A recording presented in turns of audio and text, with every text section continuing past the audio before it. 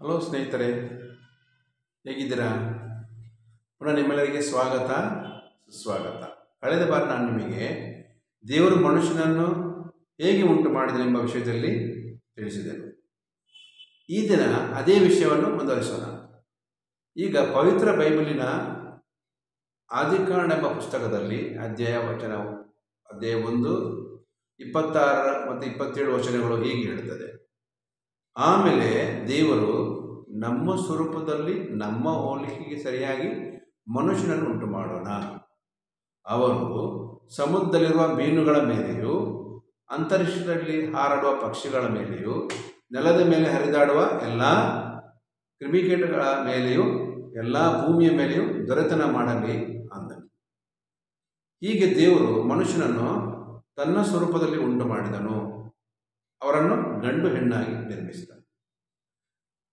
ಇಲ್ಲಿ ನಾವು ಹೀಗೆ ಓದುತ್ತೇವೆ, ಅದೇನೆಂದರೆ ದೇವರು ಮನುಷ್ಯನನ್ನು ತನ್ನ ಸ್ವರೂಪದಲ್ಲಿ ಉಂಟು ಮಾಡಿದನು. ಇಲ್ಲಿ ದೇವರು ನಾವೆಂಬ ಪದವನ್ನು ಉಪಯೋಗಿಸುವುದನ್ನು ನಾವು ನೋಡುತ್ತೇವೆ. ಅಂದರೆ ದೈವಿಕ ತ್ರೈಕತ್ವ ಮನುಷ್ಯನನ್ನು ನಿರ್ಮಿಸುವಾಗ ಭಾಗಿಯಾಗಿರುವುದನ್ನು ಗಮನಿಸ್ತೇವೆ. ತಂದೆ, ಮಗ, ಪವಿತ್ರಾತ್ಮ.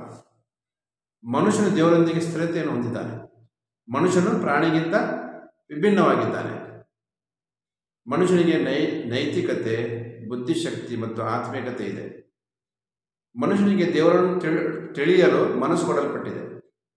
ಅವನಿಗೆ ಒಳ್ಳೆಯದು ಮತ್ತು ಕೆಟ್ಟದ್ದನ್ನು ಅರಿಸಲು ಮತ್ತು ದೇವರನ್ನು ಆರಾಧಿಸುವ ಸಾಮರ್ಥ್ಯ ಇದೆ ಅಲ್ವಾ? ಹಾಗಾದರೆ ಎಂಥ ಅದ್ಭುತವಾದ ಮನುಷ್ಯನ ಸೃಷ್ಟಿಯಾಗಿದೆ ಅಲ್ವಾ?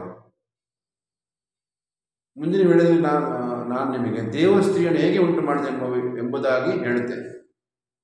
ನೀವು ದಯಮಾಡಿ ಈ ಚಾನಲ್ನ ಸಬ್ಸ್ಕ್ರೈಬ್ ಮಾಡಿ. ಆಗ ಮಾಡಿದಾಗ ನಿಮಗೆ ಇಂಟಿಮೇಷನ್ ನೆಕ್ಸ್ಟ್ ಟೈಮ್ ಇಂಟಿಮೇಷನ್ ಬರುತ್ತೆ ಆಟೋಮೆಟಿಕ್ ಆಗಿ. ಇದನ್ನು ಈ ಚಾನಲ್ ಲೈಕ್ ಮಾಡಿ, ಬೇರೆ ನಿಮ್ಮ ಸ್ನೇಹಿತರೊಂದಿಗೆ ಶೇರ್ ಮಾಡಿ. Okay, bye. God bless. ದೇವರು ಆಶೀರ್ವದಿಸಲಿ.